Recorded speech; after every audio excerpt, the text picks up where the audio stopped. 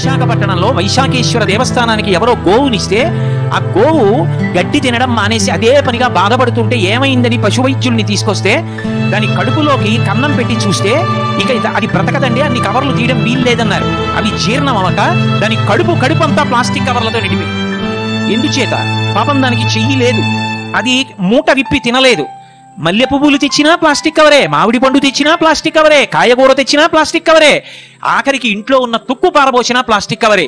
ఇల్లు కట్టుకోవడానికి పునాది కోసం భూమి తవ్వితే ఎన్ని వేల ప్లాస్టిక్ కవర్లు, ఎక్కడ చూసినా ప్లాస్టిక్ కవర్లే. ఆవులు తింటున్నాయి, కుక్కలు తింటున్నాయి, పక్షులు తింటున్నాయి, ఎవరికి చెప్పుకుంటాయి వాటి బాధ? మనం పోషించకపోవడం మాట దేవుడెరుగు. ఎన్ని ప్రాణులో గిల గిల గిల గిల తన్నుకు చచ్చిపోతున్నాయి.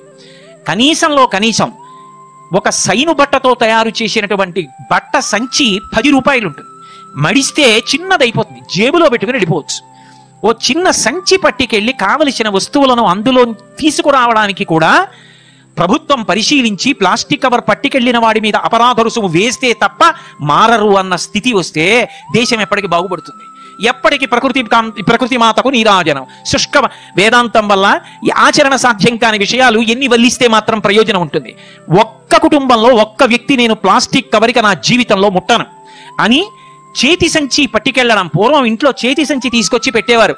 నాన్నగారు దుకాణానికి బయలుదేరితే కొడుకు గబగబా తీసుకొచ్చి చేతి సంచి అందించేవాడు. ఆదివారం వస్తే తల్లి చేతి సంచి ఉతికి అన్ని బట్టలతో పాటు ఆరేసేది. ఒక్క చేతి సంచిని మనం వాడడం అలవాటు చేసుకోగలిగితే ఎన్ని వేల ప్రాణులు బ్రతుకుతాయో. ఉత్సవాల